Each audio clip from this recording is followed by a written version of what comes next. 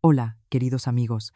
Bienvenidos a nuestro pequeño rincón de conversaciones del alma, un lugar donde compartir las experiencias más íntimas. ¿Alguna vez os habéis preguntado cuán fina es la línea entre el respeto filial y la ciega estupidez, entre la paciencia y la falta de carácter? Hubo un tiempo en que creí que si vivías con el corazón en la mano, dándolo todo sin esperar nada a cambio, te ganarías sin falta el respeto. Pero me equivocaba. La pobre Ana se equivocaba, y así fue en el cumpleaños de mi marido. En la fiesta, en cuya organización invertí millones de euros, mi suegra me obligó a beber una extraña bebida delante de todos los invitados. Acepté dócilmente, pero en un instante, discretamente, cambié mi copa por la suya. Y en solo 5 minutos, ella misma se arrancó la máscara, cubriendo a toda la familia de vergüenza y humillación, por lo que mi suegro, esa misma noche, la echó de casa con cajas destempladas. Era fin de semana. Madrid, como de costumbre, vivía su vida trepidante. Pero en nuestro lujoso chalet, en una prestigiosa urbanización de las afueras, reinaba una atmósfera festiva muy especial. Hoy, mi marido, Diego, cumplía 35 años. Llevaba un mes entero preparando este evento.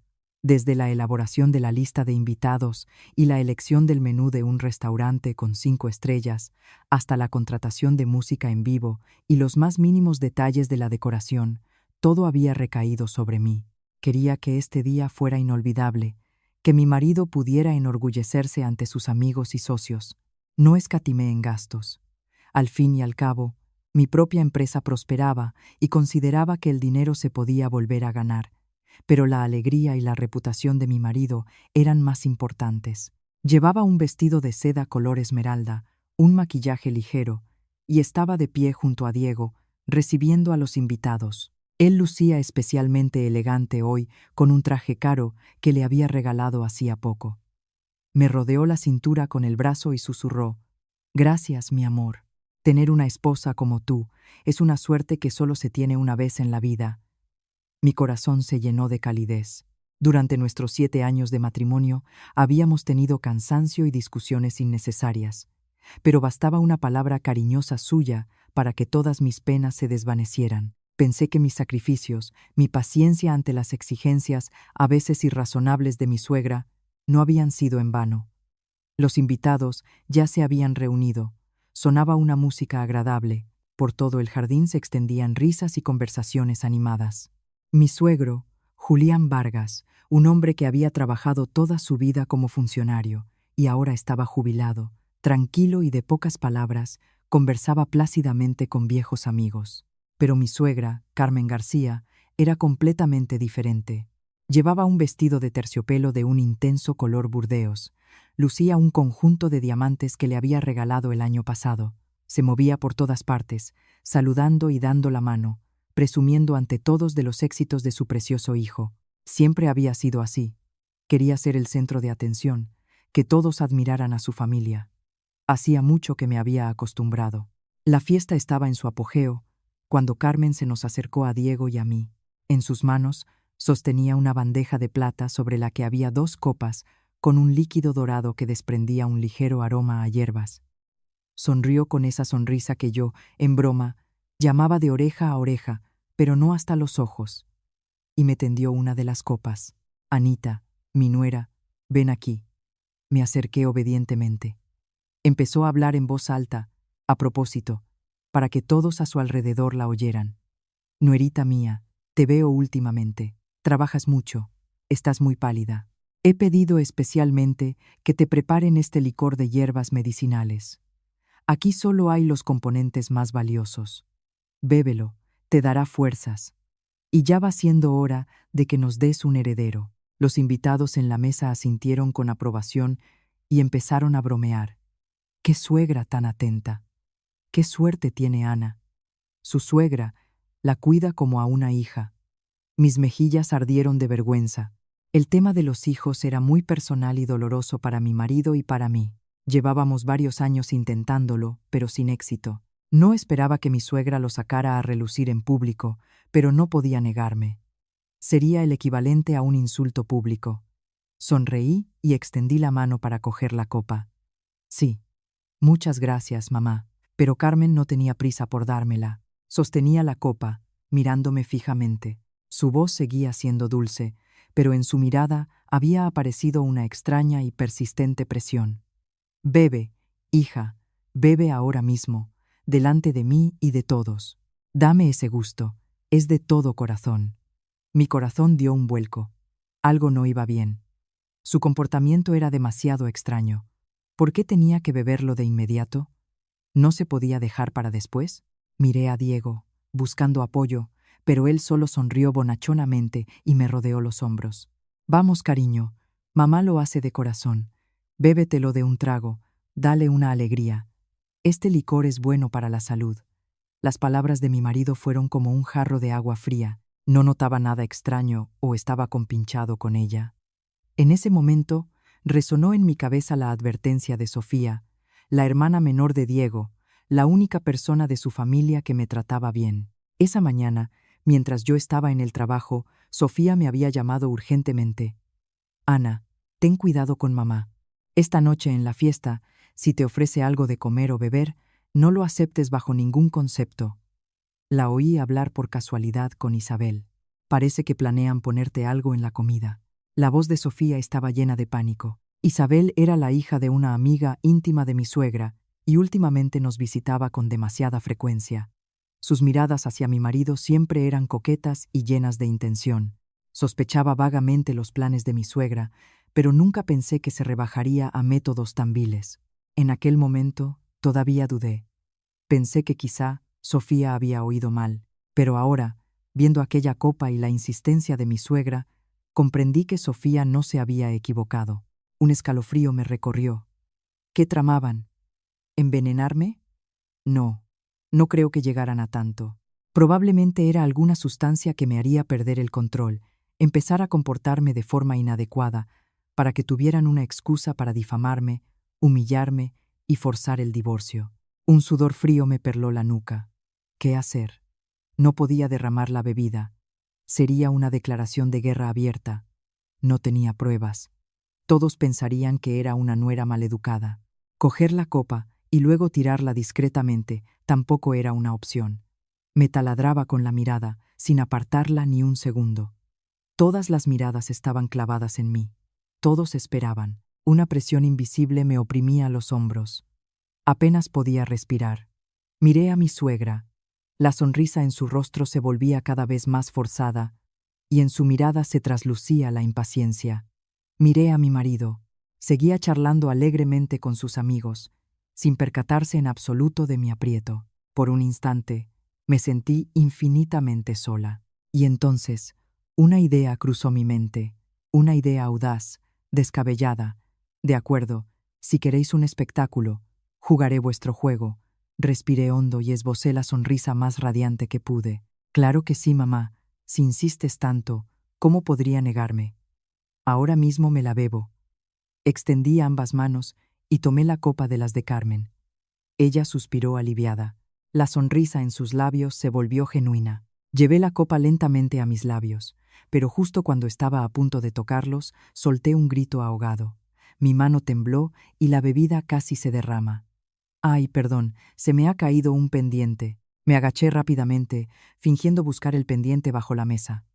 Por supuesto, no había ningún pendiente allí.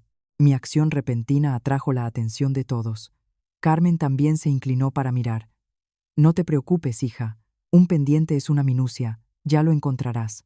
Y en ese preciso instante, en ese breve momento en que nadie prestaba atención, con un movimiento relámpago, dejé mi copa en la bandeja que Carmen aún sostenía, junto a la otra, y cogí la suya. Las dos copas de licor eran absolutamente idénticas. Nadie pudo notar el cambio. Me incorporé, sosteniendo ya la otra copa en la mano, y sonreí avergonzada. Ya lo encontré. Disculpad por interrumpir la fiesta. Luego me volví hacia Carmen y alcé la copa. Mamá, me da un poco de reparo beber sola. ¿Por qué no brindamos juntas por la salud de Diego en su cumpleaños? Considéralo una invitación mía. Mi propuesta era tan lógica y oportuna que era imposible rechazarla. Mi suegra se quedó paralizada por un momento. En su mirada brilló la confusión, pero delante de tanta gente no podía negarse. Tuvo que coger a regañadientes la copa que quedaba, la misma copa que ella había preparado para mí. «Está bien, brindemos juntas», dijo, y su sonrisa se volvió algo rígida. 1, 2 y 3, gritaron los invitados, aplaudiendo. Miré directamente a los ojos a mi suegra, alcé la copa y me la bebí toda de un trago. Carmen, al ver esto, se vio obligada a cerrar los ojos y apurar su copa. El sabor dulce del licor me llenó la boca, pero en mi alma sentía una amargura profunda. Dejé la copa vacía sobre la mesa, con el corazón latiéndome como un tambor. Un arma de doble filo. El espectáculo no había hecho más que empezar. No sabía qué contenía exactamente esa copa, pero sabía que en pocos minutos se desataría una auténtica tormenta. Si a vosotros también os interesa saber qué sucederá a continuación, qué actos vergonzosos cometerá mi suegra y cuál era en realidad el secreto de esa bebida, no dudéis en pulsar el botón de suscripción y la campanita para no perderos la continuación de esta emocionante historia. Cada suscripción vuestra es un gran estímulo para nosotros seguir compartiendo con vosotros historias fascinantes y significativas. La sensación de esperar la explosión de una bomba cuya mecha has encendido tú mismo es, en verdad, indescriptible.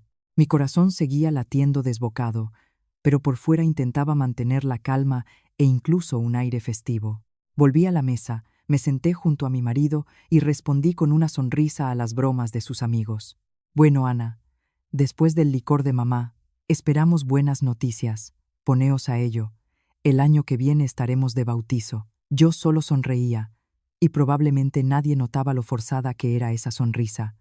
Miré de reojo a mi suegra.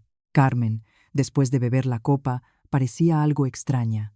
Se sentó en una silla y comenzó a abanicarse sin parar, aunque en el jardín hacía bastante fresco.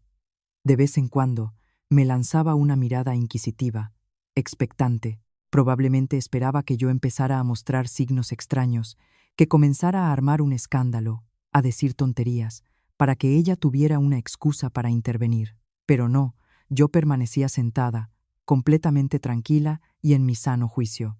Mi autocontrol parecía sacarla de quicio. Para que entendáis por qué pude actuar con tanta decisión y frialdad, probablemente necesitéis saber sobre mis 7 años de matrimonio. Fue un largo camino de sacrificios y paciencia, en el que casi me pierdo a mí misma. Hace 7 años, yo, Ana Torres, una joven recién graduada con matrícula de honor en Administración de Empresas, llena de ambiciones, decidí posponer una brillante carrera por casarme con Diego. Entonces, él era un simple oficinista de una familia no muy acomodada, pero yo lo amaba. Lo amaba por su bondad, su sencillez y su cálida sonrisa. El día de la boda, me prometí a mí misma que construiríamos juntos una familia feliz, que sería una buena esposa y una nuera obediente. Y cumplí mi palabra. Justo después de la boda, el negocio de mis padres se encontró con dificultades y estuvo al borde de la quiebra. Yo, sin pensarlo 2 veces, invertí todos mis ahorros e incluso pedí prestado a amigos para salvar la empresa. Me sumergí de lleno en el trabajo. Día y noche negociaba con socios, buscaba nuevos mercados, lidiaba con las deudas. Durante esos 2 largos años, Diego apenas pudo ayudarme. No tenía ni visión para los negocios ni contactos. Solo me animaba con palabras vacías. Todo el peso financiero, toda la presión recayó sobre mis hombros, y entonces el cielo me recompensó. Mi empresa no solo no quebró, sino que dio un salto increíble. De un pequeño taller de confección se convirtió en una conocida marca de moda. Me convertí en la directora general. Mis ingresos mensuales se contaban en 6 cifras en euros. A partir de ese momento, nuestra vida cambió. Compré un lujoso chalet en las afueras de Madrid. Le compré a mi marido un coche caro, para que no fuera menos que sus amigos y compañeros. También invité a los padres de mi marido a vivir con nosotros, pensando que una gran familia unida sería acogedora. Pero eso se convirtió en el comienzo de largos años de sufrimiento silencioso. Carmen, mi suegra, al entrar en la casa construida con mi sangre y mi sudor, no dijo ni una palabra de agradecimiento o elogio. En su lugar, comenzó a imponer sus propias reglas. Decía que yo era una mujer y que aunque fuera directora general, en casa debía ocuparme de las tareas domésticas.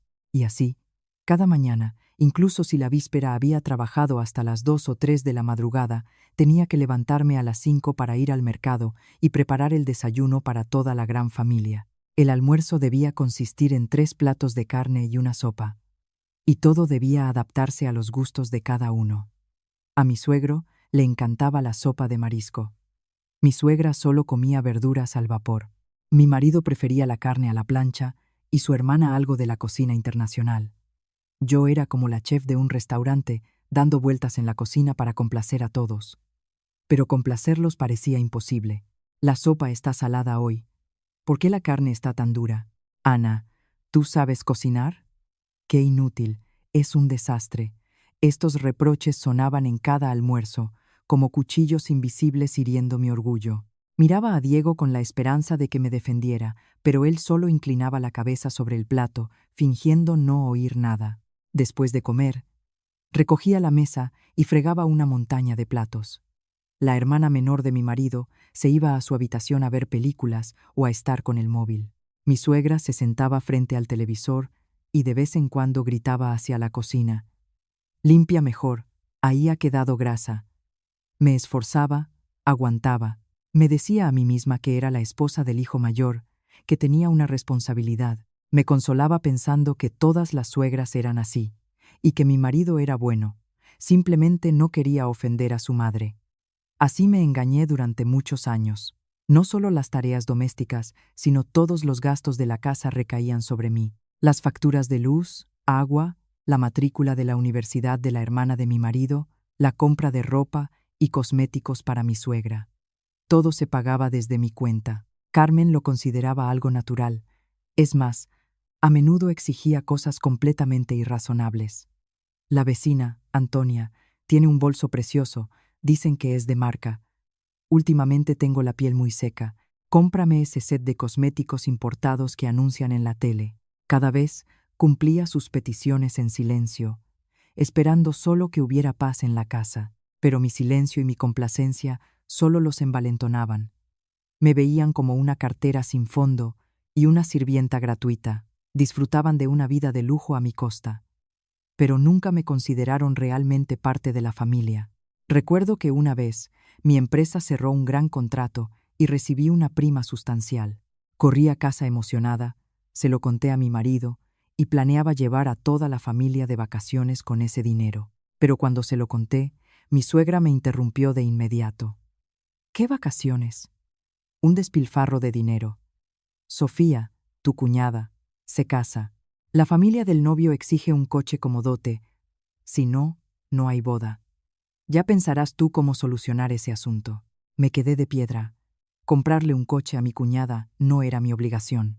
Pero mientras yo estaba atónita, Diego se apresuró a defender a su madre. Vamos, Ana. Solo tenemos una hermana. Ayudaremos en lo que podamos. Será nuestro regalo de bodas.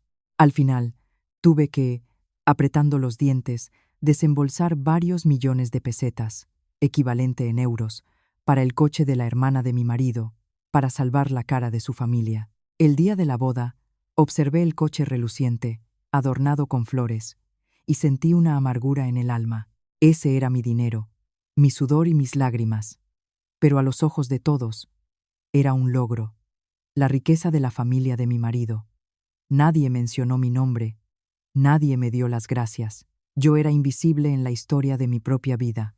Durante 7 años, me acostumbré a ser una sombra, a los sacrificios silenciosos. Pero la paciencia de cualquier persona tiene un límite, y ese límite se cruzó en aquella fatídica noche de cumpleaños. En esa copa de licor no solo estaba la poción malévola que había preparado mi suegra. En ella se concentraban todas las humillaciones y ofensas que había acumulado durante 7 largos años, y cuando ella se la bebió, se bebió todo lo que ella misma había sembrado. Yo estaba sentada y sonreía, pero en mi interior se desataba una tormenta. Este falso espectáculo tenía que terminar, y el telón lo bajaría yo, pero ni siquiera imaginaba que lo que estaba a punto de suceder superaría todas mis expectativas más audaces. El tiempo se arrastraba tortuosamente lento. Cada segundo parecía una eternidad. La fiesta continuaba con brindis y felicitaciones vacías.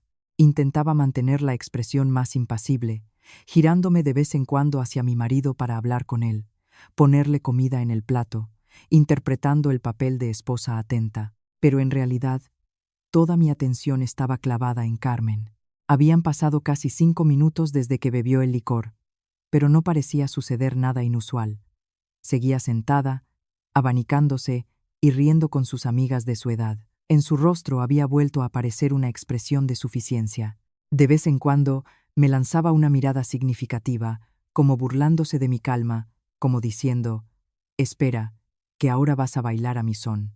Una inquietud comenzó a nacer en mi alma. ¿Se habría equivocado Sofía? ¿O la sustancia no actuaba de inmediato? O peor aún, no afectaba a las personas mayores. 1000 preguntas se agolpaban en mi cabeza. Si mi plan fallaba, si no le pasaba nada, yo misma me convertiría en el hazme reír.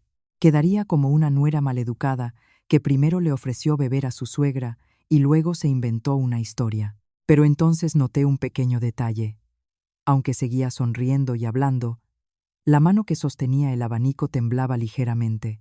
En su frente aparecieron gotas de sudor, aunque la noche era bastante fresca. Empezó a hablar más y más alto, y sus historias se volvían cada vez más inconexas. Tan pronto contaba un viaje a la Costa del Sol la semana pasada, como de repente cambiaba a las fluctuaciones del precio del oro. Sus amigas comenzaron a intercambiar miradas de perplejidad. «Carmen, ¿estás bien? ¿Te has puesto un poco colorada?», preguntó una de ellas. «Va, ¿qué me va a pasar a mí? Estoy fuerte como un roble», se rió Carmen a carcajadas.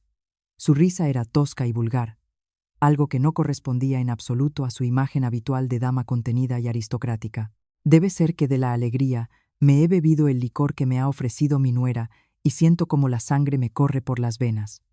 Al decir esto, le dio una palmada en el hombro a su amiga, un gesto que nunca antes se habría permitido. Contuve la respiración, observando.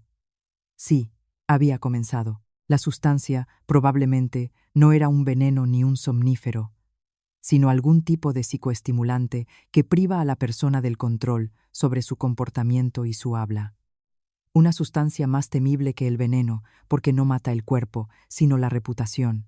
Sabed que, durante mis 7 años de matrimonio, lo que más me agotaba no eran las tareas del hogar ni las dificultades financieras, sino las constantes comparaciones y reproches de mi suegra. Carmen siempre me vio como una espina clavada, solo porque yo no era la que ella había elegido para su hijo.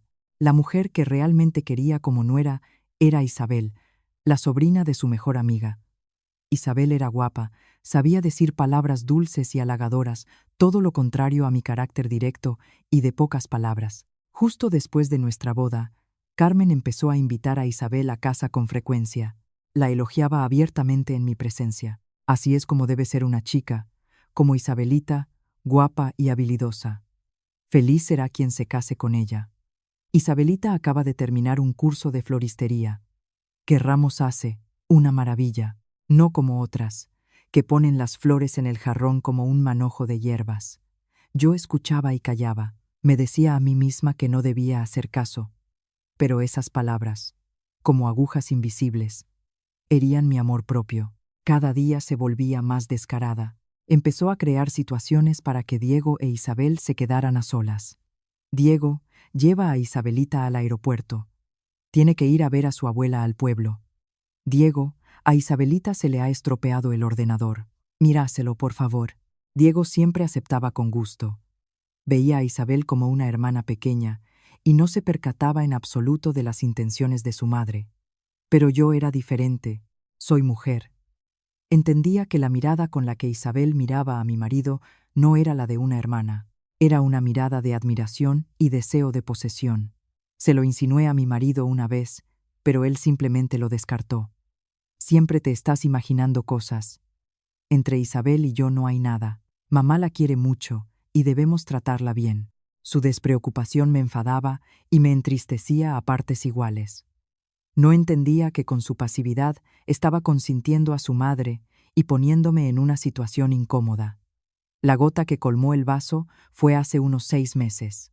Un fin de semana, volví del trabajo y vi a Isabel en la cocina, ayudando con entusiasmo a mi suegra a cocinar.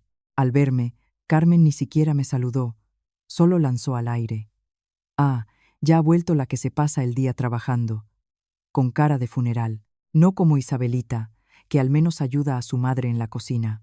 Estaba cansada y no quería discutir, así que me disponía a ir a mi habitación. Pero al pasar, vi por casualidad en la muñeca de Isabel una pulsera de oro blanco muy bonita. Me quedé helada, porque era la misma pulsera que mi madre me había regalado para la boda. La guardaba en mi joyero. «Esa pulsera», balbuceé. Isabel se sobresaltó y escondió rápidamente la mano detrás de la espalda. Carmen, al verlo, dijo bruscamente: «¿Y qué pasa con la pulsera? Vi que no te la ponías». Estaba ahí sin usarse, así que se la he dejado a Isabelita para que la luzca. «¿Por qué te pones así?» ¿Dejado? Había cogido algo mío sin permiso y se lo había dado a otra persona, y ahora decía que se lo había dejado. No pude contenerme más. «Mamá, es un regalo de mi madre por mi boda.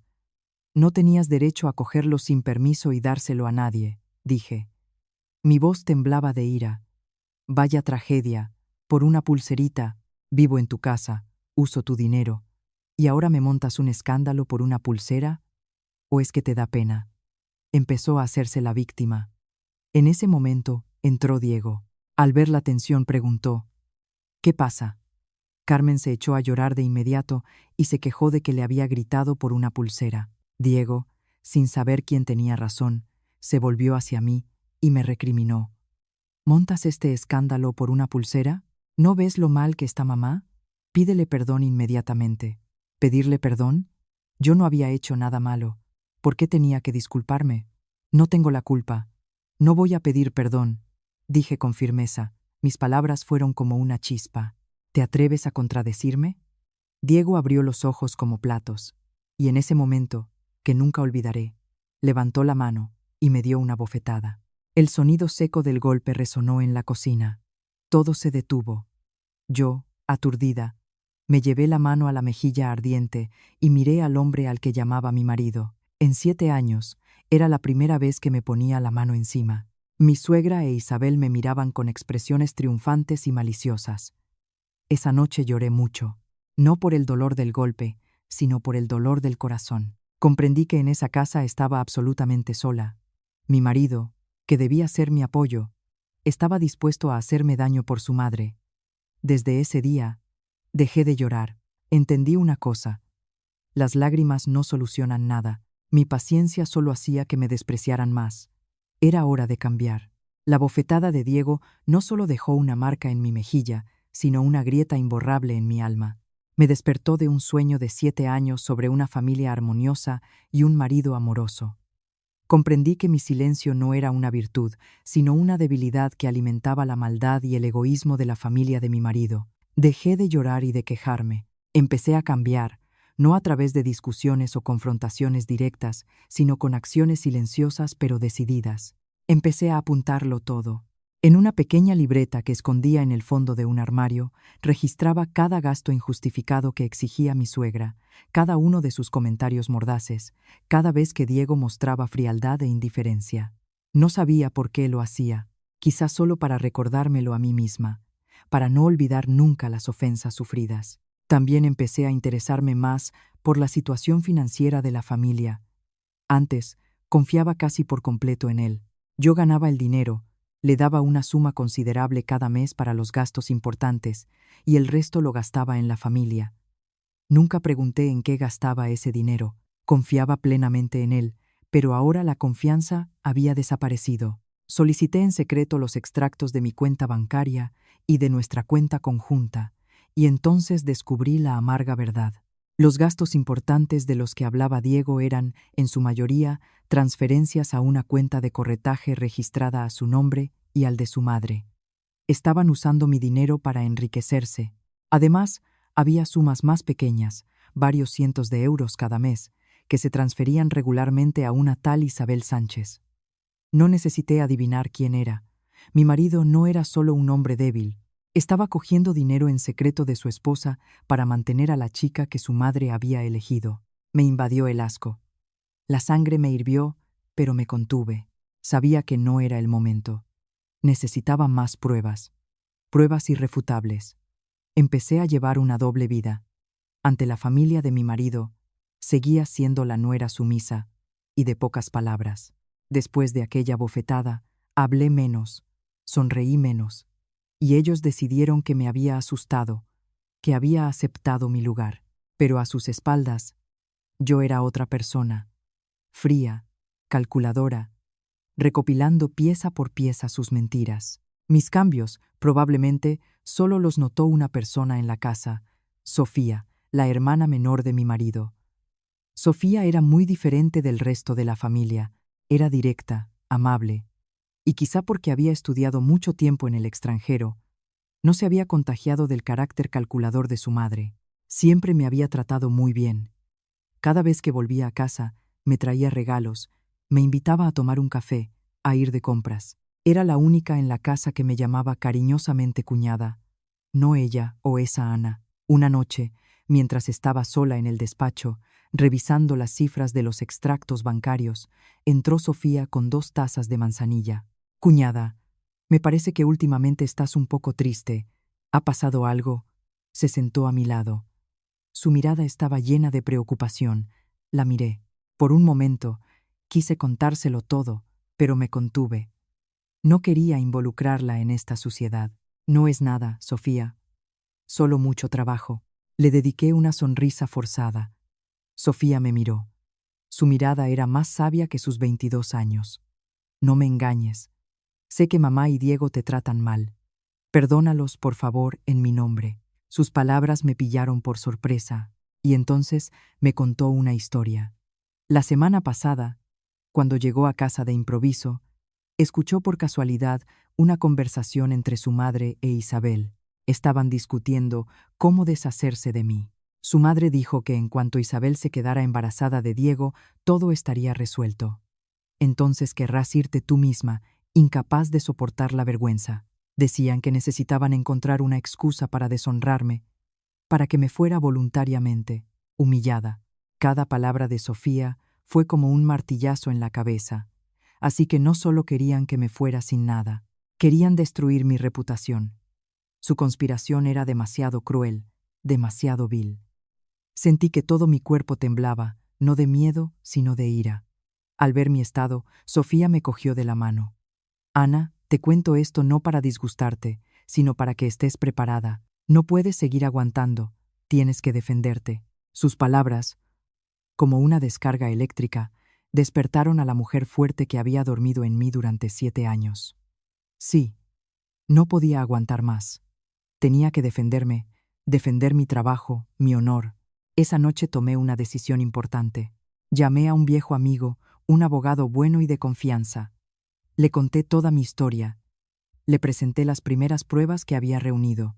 Me aconsejó que mantuviera la calma, que siguiera recopilando pruebas y, lo más importante, que no les dejara ver que lo sabía todo.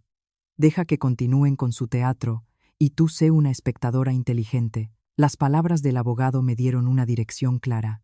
Y así llegó su hora, el cumpleaños de Diego. Cuando oí a Carmen decir que quería organizar una gran fiesta para celebrar que su hijo entraba en una nueva etapa de la vida y que su carrera iba viento en popa, supe que ese sería el escenario que ella había elegido. Acepté encantada e incluso declaré generosamente que pagaría todos los gastos. Mi generosidad los sorprendió a ella y a Diego, pero rápidamente se alegraron. Pensaban que yo seguía siendo la tonta a la que se podía engañar fácilmente con palabras dulces. No sabían que yo misma estaba preparando el escenario para su caída.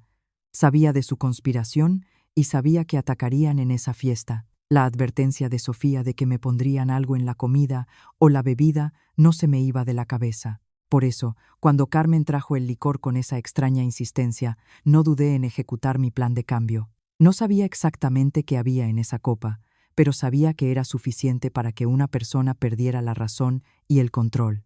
Y esa persona debía ser yo, pero ahora sería ella. Volviendo a la fiesta, Carmen, después de su risa vulgar y sus conversaciones, empezó a comportarse de forma aún más extraña. Se levantó de repente, se acercó a los músicos y le arrebató el micrófono al vocalista. «Y ahora voy a cantar para vosotros», declaró con la lengua trabada. Todo el salón se quedó en silencio. La gente se miraba, sin entender qué pasaba. La visión de mi suegra, una mujer que siempre se había considerado un dechado de elegancia y buenos modales, ahora de pie en el escenario, con un micrófono en la mano, balanceándose extrañamente al ritmo de la música, fue un verdadero shock para todos los presentes. La agradable música se detuvo de repente. El joven vocalista se quedó perplejo, sin saber qué hacer. Todo el inmenso jardín donde se celebraba la fiesta se sumió en un silencio incómodo. Todas las miradas, desde las curiosas y sorprendidas hasta las perplejas, estaban fijas en Carmen. Mi marido, Diego, se puso pálido como el papel. Se levantó de un salto, dispuesto a correr al escenario para llevarse a su madre. «Mamá, ¿qué haces? Baja de ahí», dijo con voz de pánico. Pero Carmen, al parecer, ya no estaba en sus cabales. Apartó a su hijo de un empujón. «Quita de ahí. No me molestes. Hace mucho que no estaba de tan buen humor. Hoy es el cumpleaños de mi hijo. Tengo que cantarle una canción», lo decía y se reía a carcajadas. En su risa no había ni una pizca de elegancia. Mi suegro, Julián, sentado en la mesa principal, se ensombreció, tosió, intentando hacerle una seña a su mujer, pero ella lo ignoró por completo. Yo estaba sentada en mi mesa, con el corazón aún acelerado, pero en mi interior crecía una sensación de maliciosa satisfacción. El espectáculo que ella había preparado tan meticulosamente para mí, ahora lo estaba interpretando ella misma con brillantez. Miré a Isabel, su sobrina predilecta. También estaba sentada como en ascuas. Su rostro se enrojecía y palidecía por momentos. Probablemente ella tampoco esperaba que la función se desviara tanto del guión. «Hola, hola, 1, 2, 3, 4». Carmen empezó a probar el micrófono. Su voz, amplificada, resonó por todo el jardín. Luego, carraspeó y anunció: «Y ahora, quiero dedicar a todos los estimados invitados, y especialmente a mi querido hijo, una obra inmortal, una copla clásica y desgarradora». En la sala se oyeron de nuevo murmullos. Pero esta vez no eran bromas alegres, sino susurros y cotilleos. ¿Una copla? Porque esa canción en el cumpleaños de su hijo, muy extraño, pero aún más extraña fue su voz. Cantaba con sentimiento, pero no acertaba ni el ritmo ni las notas. Su voz subía y bajaba, a veces se volvía ininteligible, como la de un borracho, convirtiendo aquella pieza lírica y conmovedora en una auténtica catástrofe. La gente empezó a no poder contener la risa. Al principio fueron risitas contenidas, pero luego se convirtieron en carcajadas incontrolables. El solemne cumpleaños se había transformado en un show cómico. Vi cómo el rostro de mi marido se amorataba de vergüenza.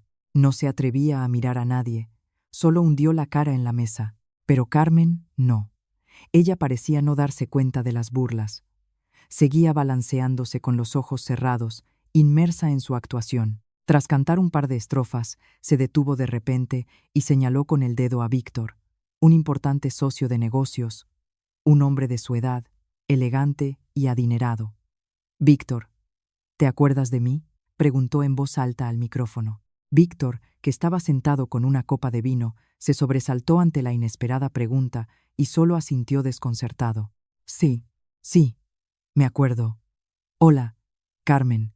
Carmen se rió coquetamente, de una forma que nunca antes le había visto. «¿Te acuerdas? Genial. Hubo un tiempo en que andabas detrás de mí, me declarabas tu amor. ¿Cuántas cartas me escribiste? Y yo, tonta de mí, me casé con este Julián, un simple funcionario que no ha hecho nada de provecho en toda su vida». Sus palabras fueron como una bomba. Todas las risas cesaron de inmediato. Todos miraron atónitos a mi suegro. Julián permanecía inmóvil. Su rostro había perdido todo el color. Ser humillado públicamente por su esposa delante de tanta gente, especialmente de viejos amigos, era una humillación indescriptible. Vi cómo sus manos se cerraban en puños. En el dorso de sus manos se hincharon las venas azules. La esposa de Víctor, sentada a su lado, también se ensombreció. Le lanzó a su marido una mirada afilada como una navaja. El ambiente se volvió extremadamente tenso, pero Carmen no se detuvo. Siguió hablando de su brillante pasado, de cómo tuvo que sacrificar su juventud y su belleza por un marido que no la merecía. Su discurso se volvía cada vez más inconexo. Los secretos familiares más íntimos, Los que normalmente se ocultan, ahora los estaba aireando ante todos. Y sabéis, este chalet, el coche que conduce Diego, todo es con el dinero de su mujer. Nuestra familia tuvo suerte de traer a casa una mina de oro así, porque con el sueldo de funcionario de Julián y el modesto salario de Diego, solo comeríamos pan y agua. Esta franca confesión volvió a dejar a todos en shock. La gente desviaba la mirada de mí a Diego. En sus ojos ya no había admiración, sino compasión por mí y desprecio por mi marido. Un hombre que vive a costa de su mujer, y encima su propia madre lo admite. ¿Qué puede ser más humillante? Diego no pudo soportarlo más. Se levantó de un salto y corrió al escenario, intentando arrebatarle el micrófono a su madre. «Mamá, basta, cállate», gritó desesperado. Pero Carmen, habiendo perdido completamente el control, apartó a su hijo de un empujón e incluso le dio una bofetada. «Tú también eres un inútil. ¿Te atreves a levantarle la voz a tu madre? Si tan listo eres, ve y gana tu propio dinero, en lugar de pedírselo a tu mujer». Esa bofetada y las palabras insultantes de su madre acabaron por hundir a Diego. Se quedó paralizado en el escenario, con los ojos enrojecidos. Parecía increíblemente patético. Yo estaba sentada, observándolo todo. En mi alma no había ni una pizca de compasión. Era el precio que tenía que pagar por su debilidad, por haber callado y consentido a su madre cuando me hacía daño. Miré hacia donde estaba Isabel. Se había marchado discretamente de la fiesta, al darse cuenta de que ella y Carmen habían perdido esta partida estrepitosamente. El espectáculo aún no había terminado. Después de insultar a su hijo, Carmen se dirigió de nuevo al público. Empezó a difamar a otras nueras, incluso a Sofía, su querida hija menor. Parecía que, en su locura, quería arrastrar a todos con ella a la suciedad. Sabía que el clímax del espectáculo estaba cerca, que de su boca saldría un secreto aún más impactante. La celebración del cumpleaños se había convertido en una tragicomedia, donde la anfitriona interpretaba el papel principal. Tras humillar a su marido e insultar a su hijo, Carmen continuó con su delirante monólogo. Empezó a denigrar, uno por uno, a todos los miembros de la familia, desde su otra nuera hasta su hija menor, e incluso a los parientes presentes en la fiesta. Secretos íntimos, pequeños conflictos que normalmente se ocultaban con esmero, ahora eran sacados a la luz sin piedad por ella. «Y ahí está Tatiana, la mujer de mi segundo hijo», señaló a una pareja. «Se cree muy lista. Coge dinero de su marido en secreto y lo invierte en inmuebles, ocultándoselo a toda la familia. No sabe que yo lo sé todo, solo que he callado hasta ahora». El matrimonio palideció. Se miraron asustados y bajaron rápidamente la cabeza, sin atreverse a mirar a nadie. El ambiente en la fiesta se volvía cada vez más opresivo. Todos estaban sentados en silencio, temiendo ser el siguiente objetivo. Yo estaba sentada allí, sintiéndome como una espectadora externa viendo una película. Ya no sentía regodeo, solo una extraña amargura. Una familia que en apariencia parecía unida y amorosa, en realidad estaba llena de intrigas, engaños y desconfianza. Quizá aquel licor no había sido la causa, sino solo el catalizador, la chispa que encendió el fuego que llevaba tiempo latente en esa familia. Y entonces, después de haber embarrado a todos a su alrededor, Carmen se volvió de repente hacia mí. Me miró con una expresión llena de odio y triunfo. «Y tú, Ana», gritó al micrófono, «no te quedes ahí sentada haciéndote la mosquita muerta. ¿Quién te crees que eres? No eres más que una cartera andante. ¿Piensas que por comprarnos una casa y un coche puedes ir con la cabeza alta? Te equivocas. Eres estéril, una flor que no da fruto. No eres digna de ser nuera en nuestra familia». Cada una de sus palabras era como una puñalada en el corazón. A pesar de que estaba preparada, escuchar palabras tan crueles de mi suegra delante de todos fue insoportablemente doloroso. El dolor acumulado durante 7 años volvió a oprimirme el pecho. Pero no lloré. Simplemente me quedé sentada, mirándola directamente a los ojos. En mi mirada ya no había sumisión, había un desafío. Y entonces, en un arrebato de locura, dijo lo que tanto yo como Sofía esperábamos, lo que sería el golpe final que destruiría por completo su reputación. Y sabéis, se rió histéricamente, mi hijo Diego no necesita una mujer estéril como ella, ya tiene a otra. Isabel, mi sobrina, ella es quien lo merece. Y lleva en su vientre un hijo de mi Diego. Ja, ja, ja, vamos a tener un heredero. Esas palabras sonaron como un trueno en un cielo despejado, no solo para mí, sino para todos los presentes. Todos se quedaron helados. Que una suegra buscara otra mujer para su hijo porque su nuera no podía tener hijos ya estaba fuera de lugar. Pero anunciarlo públicamente con tanto orgullo no era solo un asunto familiar, era una caída moral. Miré a Diego. Estaba en el escenario, temblando de pies a cabeza. Su rostro estaba blanco como la tiza. Me miró con ojos suplicantes. Probablemente quería que me levantara y lo desmintiera todo, que dijera que solo eran palabras de su madre, que había perdido el control. Pero no lo hice. Simplemente me quedé sentada, mirándolo con frialdad. Era la consecuencia que tenía que asumir. Me volví hacia mi suegro, Julián. Estaba sentado, inmóvil. Sus manos apretaban con tanta fuerza los reposabrazos de la silla que los nudillos se le habían puesto blancos. Vi en sus ojos no solo ira, sino también decepción y un dolor insoportable. Ser humillado por su mujer, enterarse de la infidelidad de su hijo, y que su familia se convirtiera en el hazmerreír de todos. Qué dolor más grande para un hombre que toda su vida había valorado los lazos familiares. La fiesta estaba completamente arruinada. Los invitados empezaron a levantarse sigilosamente y a marcharse lo más rápido posible. No querían seguir siendo testigos de aquella vergüenza. Nadie se despidió. Simplemente se fueron en silencio, dejando tras de sí un vacío y un silencio sobrecogedor. En ese momento, sentí pena por Carmen. Había destruido todo con sus propias manos, su reputación, la felicidad de su hijo y la familia de la que tan orgullosa estaba. Y todo por su egoísmo, su despotismo y su avaricia sin límites. Sabía que mi papel en esta obra estaba llegando a su fin, pero el telón no lo bajaría yo, sino la persona que había permanecido en silencio desde el principio de la fiesta. Vi cómo Julián se levantaba lentamente. No miró a nadie. Simplemente caminó en silencio hacia el escenario, donde su mujer aún estaba, balbuceando algo incoherente. Cada uno de sus pasos era pesado, como si llevara sobre sus hombros el peso de una familia en ruinas. Sabía que la ira de un hombre bueno es la más temible de todas. Si esta historia te ha hecho reflexionar, si estás de acuerdo en que ningún sacrificio debe ser en vano y que el mal debe ser castigado, por favor, comparte este video con tus amigos y seres queridos. Quizá la historia de Ana sirva de advertencia para alguien, le ayude a tomar conciencia de su propio valor y le dé el coraje para romper relaciones tóxicas antes de que sea demasiado tarde. El silencio de Julián era más aterrador que cualquier grito. Todo el inmenso jardín pareció contener la respiración, siguiendo cada uno de sus pasos. Subió al escenario sin la menor vacilación. Su figura, algo delgada, la espalda ligeramente encorvada por la edad, irradiaba en ese momento una dignidad extraordinaria. No miró a Diego, su hijo, petrificado como una estatua. Tampoco miró a los invitados que quedaban, que observaban la escena con curiosidad.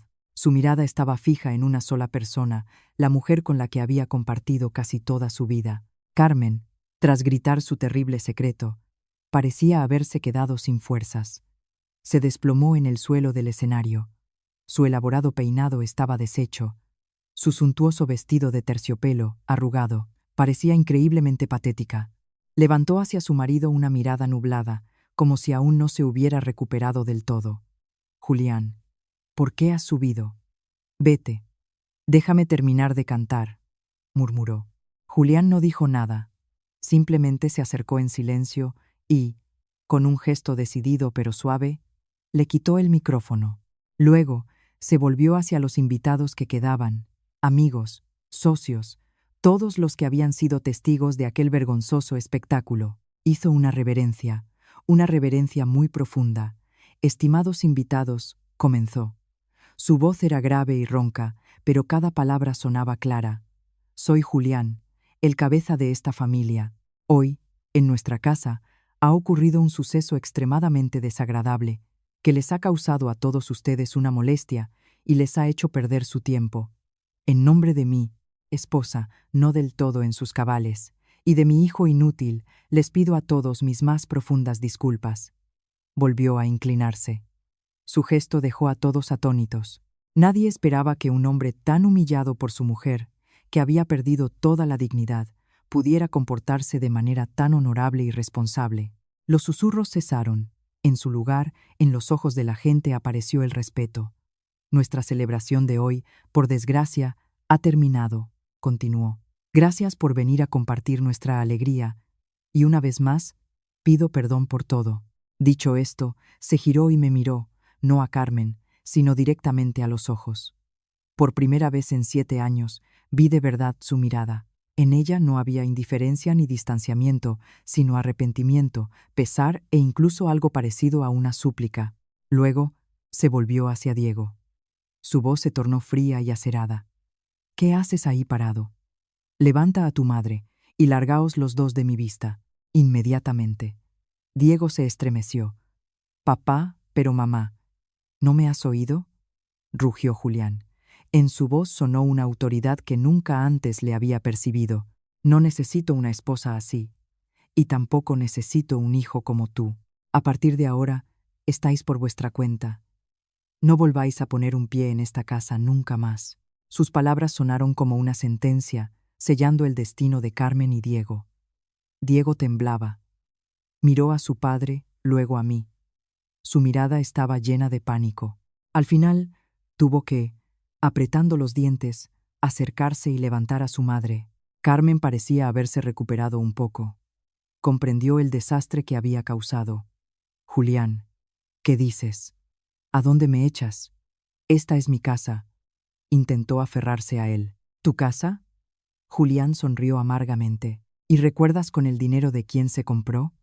¿Recuerdas quién trabajó sin descanso para que tú y tu hijo tuvierais todo esto? Lo has olvidado todo. En tus ojos solo hay dinero y reputación. Tú misma has destruido esta familia. Así que no me culpes a mí de ser cruel. No dijo nada más, solo hizo un gesto con la mano, ordenándoles que se fueran. Diego condujo a su madre tambaleante fuera del escenario. Carmen se iba llorando, lanzando maldiciones, pero ya nadie le hacía caso. Al pasar por mi mesa, se detuvo y, con los ojos centelleantes, siseó. ¿Estás contenta, zorra? No respondí nada. Solo la miré con calma. No estoy contenta. Solo creo que habéis recibido vuestro merecido. Cuando se perdieron de vista, Julián bajó lentamente del escenario. Se dirigió hacia mí. Todas las miradas restantes estaban clavadas en nosotros. No sabía qué iba a hacer y me puse un poco nerviosa. Se detuvo frente a mí, me miró durante un largo rato, y luego hizo algo que no esperaba en absoluto. Se inclinó profundamente, de forma solemne y sincera. Ana, perdóname. Me equivoqué al callar tanto tiempo, al permitir que soportaras tantas humillaciones en esta casa. No soy digno de ser tu suegro. Cada una de sus palabras fue como una gota de agua tibia en mi corazón reseco. Las lágrimas brotaron de nuevo de mis ojos. Pero esta vez no eran lágrimas de humillación, sino de emoción y alivio. Papá, no diga eso, susurré. Julián negó con la cabeza. No, mereces estas disculpas. Eres una buena nuera, una buena esposa. Somos nosotros, en nuestra familia, los que no supimos valorarte. A partir de hoy, no tienes que aguantar más. Vive tu vida. Si quieres, esta casa seguirá siendo tuya. Y si no quieres, respetaré tu decisión. Sus palabras fueron una liberación. Me quitaron las cadenas invisibles que me habían atado durante 7 largos años. Sabía que, a partir de ese momento, mi vida realmente pasaba a una nueva página.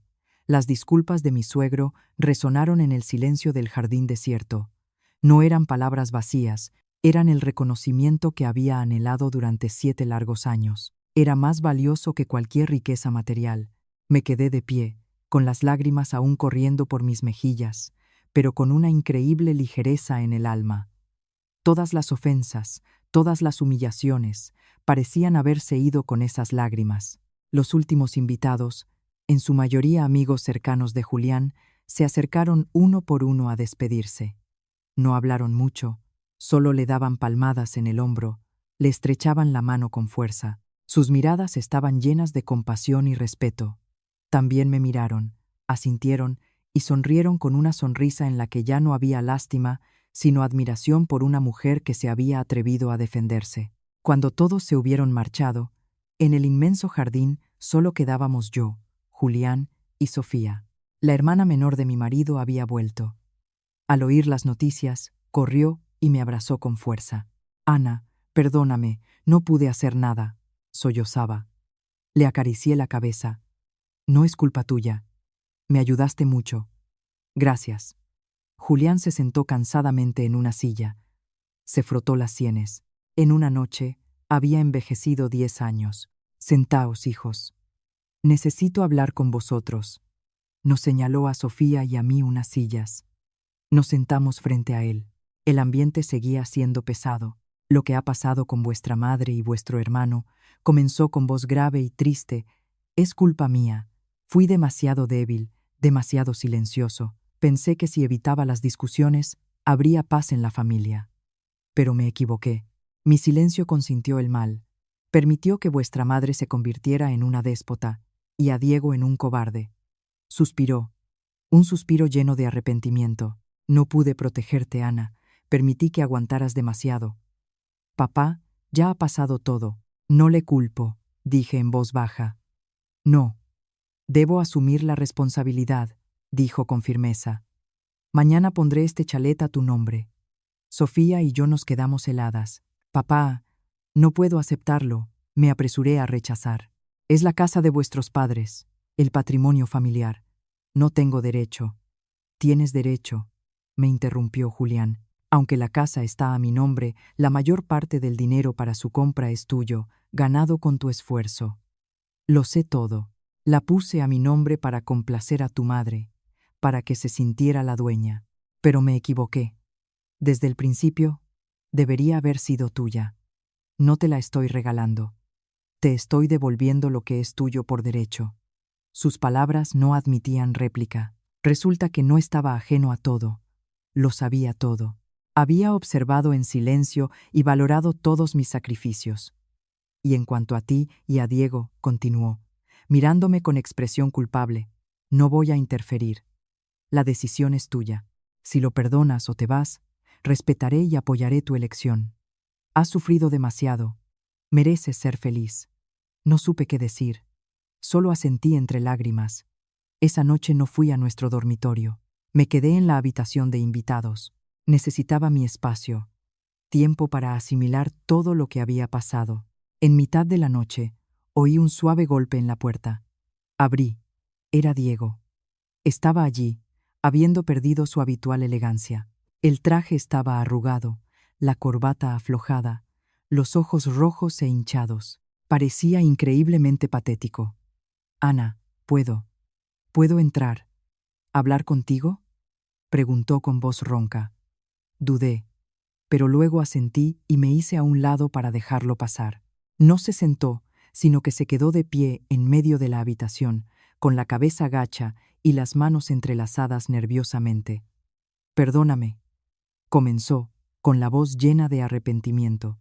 Sé que ya es tarde para decir nada, pero de verdad te pido perdón. Fui un marido horrible, un cobarde.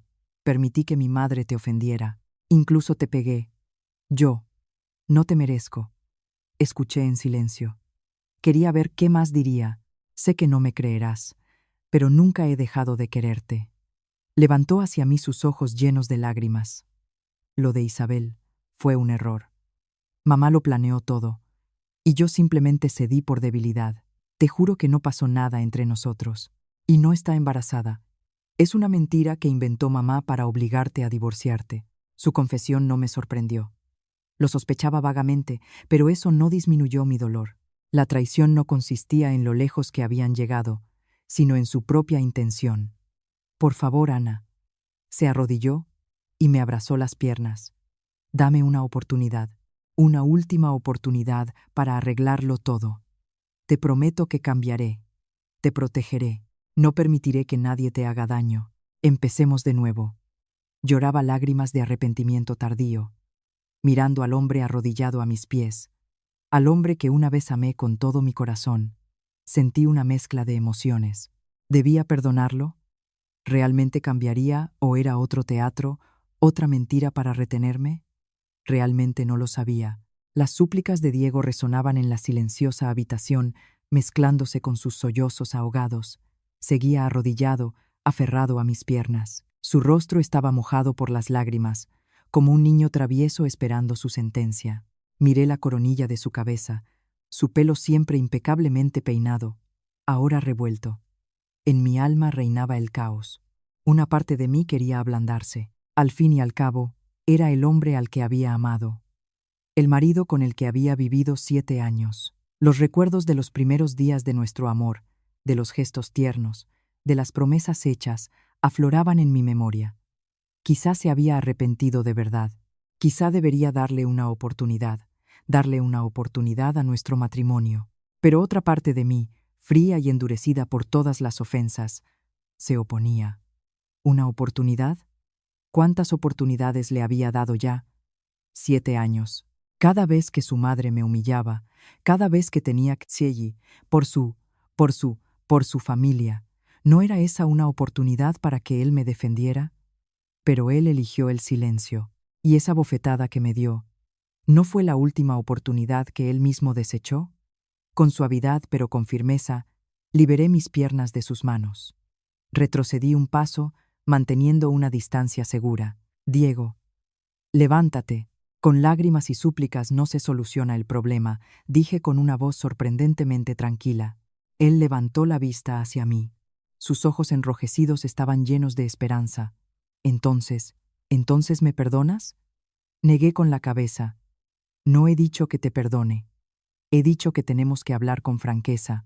Necesito tiempo, Diego. Necesito tiempo para pensar, para curar las heridas.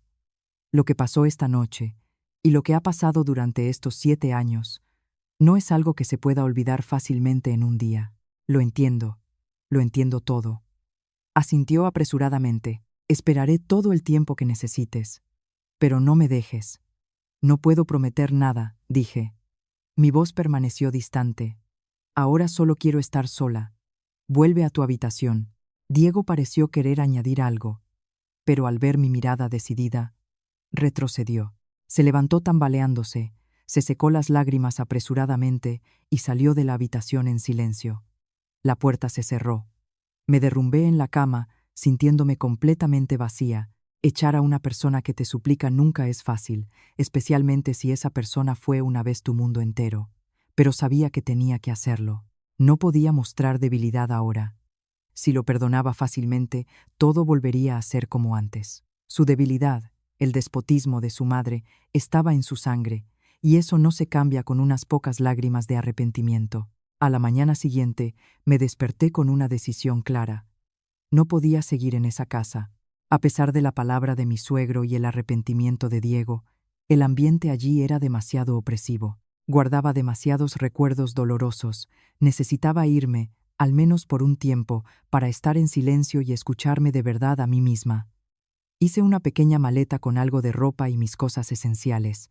Cuando me disponía a irme, entró Julián. ¿A dónde vas, Ana?, preguntó con preocupación. Voy a vivir un tiempo con mi madre. Necesito recuperarme, respondí. Julián suspiró, pero no intentó retenerme. Sí, necesitas descansar. Ve, hija. Cuando te sientas preparada, vuelve. Las puertas de esta casa siempre estarán abiertas para ti. Me despedí de él y de Sofía y salí con la maleta. No vi a Diego. Quizás se había ido a trabajar temprano o me estaba evitando a propósito. Llamé a un taxi y no fui a casa de mi madre, sino directamente a un apartahotel de lujo en el centro de la ciudad que había reservado con antelación. Necesitaba un lugar completamente desconocido, donde nadie me conociera, para empezar el proceso de curación. Los días siguientes viví una vida completamente diferente. Ya no tenía que levantarme temprano para cocinar. No tenía que escuchar reproches, no tenía que ver caras falsas. Dediqué todo el tiempo a mí misma. Iba al spa, hacía yoga, leía los libros que había pospuesto durante mucho tiempo. Paseaba sola por las calles. Me sentaba durante horas en cafeterías tranquilas, simplemente observando a la gente y reflexionando sobre mi vida. A veces, Diego todavía me escribía y me llamaba. Ya no suplicaba ni lloraba, simplemente preguntaba cómo estaba. Me contaba algo del trabajo, de la vida. Me dijo que su madre, Después de aquella noche, estaba en un profundo shock. Pasaba los días encerrada en su habitación sin hablar con nadie. Decía que estaba intentando cambiar, aprendiendo a ser un hombre más responsable.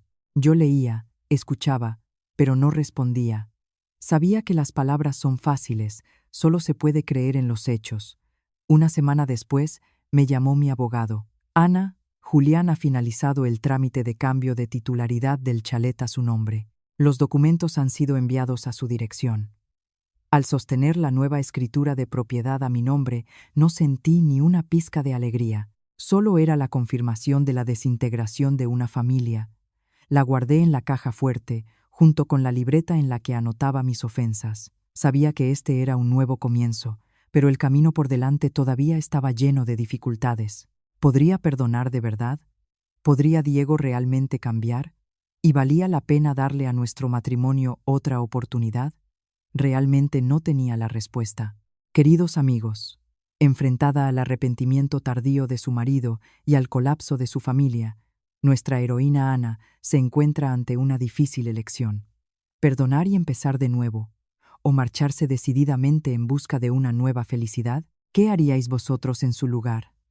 Dejad vuestros comentarios para compartir vuestras ideas. Cada opinión vuestra no es solo una muestra de apoyo a la heroína, sino también, posiblemente, un valioso consejo para aquellos que se encuentran en una encrucijada vital. Los días que pasé sola en el apartahotel fueron un tiempo en el que realmente pude mirarme a mí misma desde fuera, sin depender de la opinión de nadie. Me di cuenta de que durante estos 7 años había vivido demasiado para los demás.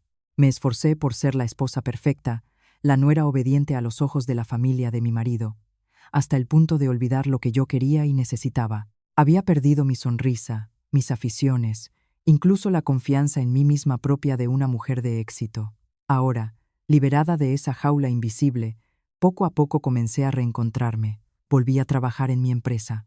Al principio, planeaba trabajar a distancia, pero el ritmo de trabajo, los nuevos proyectos, las reuniones estratégicas, me absorbieron. Me di cuenta de que solo haciendo lo que amaba, reafirmando mi valor, sentía que estaba realmente viva. Los empleados de la empresa, al enterarse por los rumores de lo ocurrido, no solo no me dieron la espalda, sino que empezaron a tratarme con un respeto y una compasión especiales. No veían en mí a la jefa que había sufrido un escándalo familiar, sino a una mujer fuerte que se había atrevido a luchar por la verdad. Este apoyo silencioso me dio mucha fuerza. Sin embargo, mi tranquilidad no duró mucho. Una tarde, cuando me disponía a salir de la oficina, recibí una llamada de un número desconocido. «Hola, es Ana». Al otro lado de la línea había una voz de mujer joven, algo tímida. «Sí, soy yo». «¿Quién es?» Soy Isabel». El corazón se me encogió. Isabel, el nombre en el que intentaba no pensar. ¿Por qué me llamaba? «¿Qué quieres?», pregunté.